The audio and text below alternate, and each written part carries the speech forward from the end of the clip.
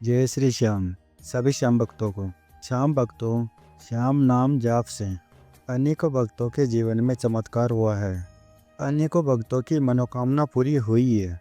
तो एक ऐसी ही सत्य कहानी आप सभी श्याम भक्तों के लिए लेके आए हैं कि श्याम नाम जाप से कैसे बाबा श्याम ने किया चमत्कार अपने भक्त के जीवन में। बहुत से भक्त बोलते हैं कि नाम जप से हमारा कार्य नहीं बना है, तो उनका कार्य क्यों नहीं बन पाता है। श्याम भक्तों, पहली बात, नाम जप सच्चे मन से विश्वास करके करना चाहिए बाबा श्याम के ऊपर। जब भगत नाम जप कर रहा है, जो भी उसकी कामना है, बाबा श्याम को यही बोलना चाहिए कि हे बाबा श्याम, मैं आपका नाम जप कर रहा हूँ।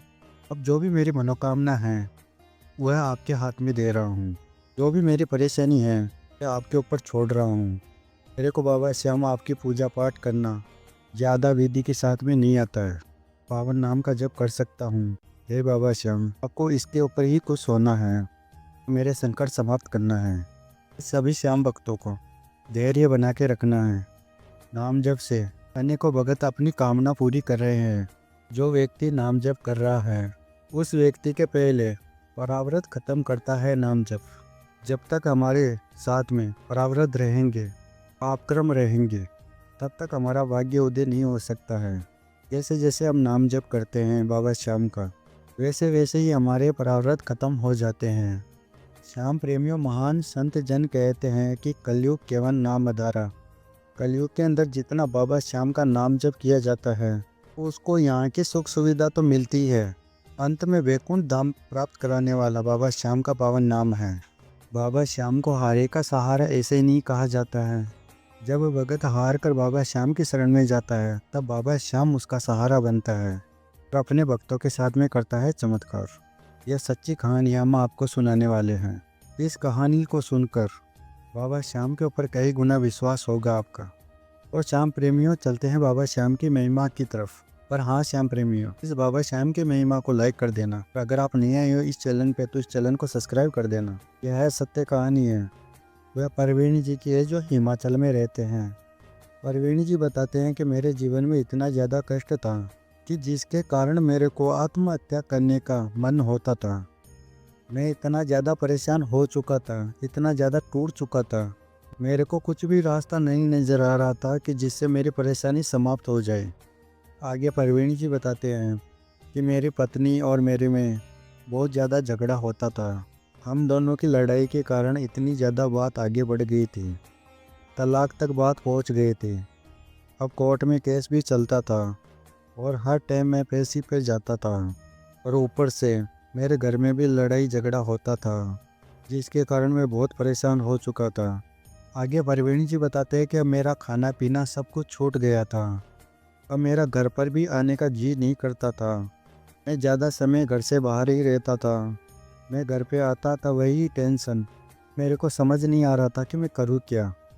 लोग मेरे को इतना भी बोलते थे, यह बीवी को कुछ नहीं रख सकता है, ऐसा है वैसा है, इतने ताने सुनाते थे सभी लोग।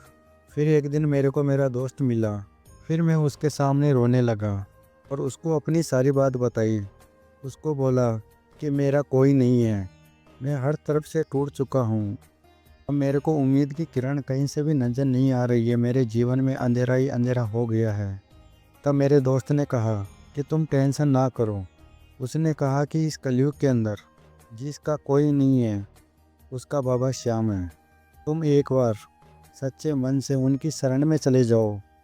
बाबा श्याम हैं, अपने भक्तों के जीवन में चमत्कार करते हैं और अपने भक्तों के दुख तकलीफ़ों को बाबा श्याम समाप्त करते हैं। तुम सच्चे मन से उनकी शरणागति ले लो। बाबा श्याम को हारे का सहारा ऐसे ही नहीं कहा जाता है। तुम उनका नाम जप करो और उनकी पूजा आराधना करो। और मेरे दोस्त के कहने पे मेरे मन में हुआ कि मैं भी बाबा श्याम की पूजा आराधना करूँगा। फिर मैं मार्केट जाकर बाबा श्याम की प्रतिमा ली और बाबा श्याम को अपने घर में विराजमान कर दिया और बाबा श्याम को यही बोल दिया, हे बाबा श्याम, ये जीवन अब आप ही के नाम है। हे बाबा श्याम, आप तो अंतर्यामी हो, आप सब जानते हो तो मेरे साथ में क्या घटित हो रहा है। फिर मैंने ये बात बोलकर नाम जप करना शुरू कर दिया। मेरे को नाम जप में पहले तो मन नहीं लगता था, मन में गंदे गंदे ख्याल आते थे, मन भटकता था। पर धीरे धीरे मैंने नाम जप किया। फिर नाम जप में मेरा मन लगने लग गया। मेरे को नाम जप से इतना प्रेम हो गया था कि मेरे मुख के ऊपर नाम जप ही चलता था हर समय। फिर नाम जप करते हुए मेरे को एक महीना हुआ और बाबा श्याम की कृपा मेरे पे ऐसी हुई। धीरे धीरे जो घर में लड़ाई झगड़ा होता था वह शांत होने लग गया। मेरे घर का माहौल बदल गया था। अब मेरे को बाबा श्याम के ऊपर कई गुना विश्वास हो गया था कि जो कुछ संकट थोड़े बहुत बचे हैं वह भी बाबा श्याम की कृपा से दूर हो जाएंगे। और बाबा श्याम की कृपा से ऐसा ही हुआ। 2 महीने मेरे को नाम जप करते हुए हो रहे थे और एक दिन मेरी पत्नी का मेरे पास में कॉल आया और मेरी पत्नी ने मेरे से कहा कि मेरे से बहुत बड़ी गलती हो गई है। मेरे को अब एहसास हुआ है कि हमारा घर टूट रहा है। हम दोनों से कुछ भी गलती हुई है तो हमको उसको भुला देना चाहिए और हमको नई शुरुआत करना चाहिए।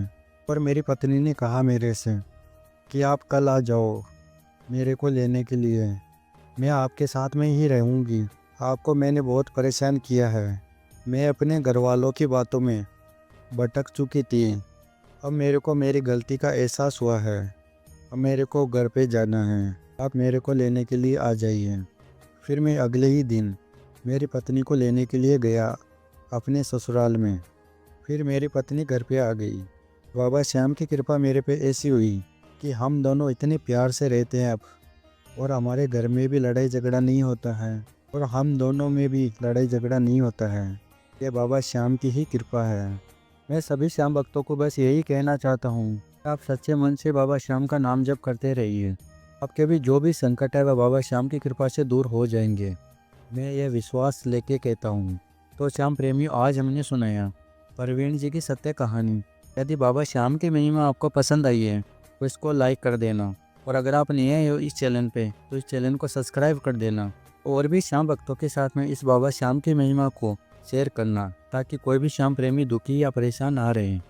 हम मिलते हैं अगली वीडियो में। बाबा श्याम की कृपा आपके ऊपर सदा के लिए बने रहे। जय श्री श्याम सभी श्याम भक्तों को।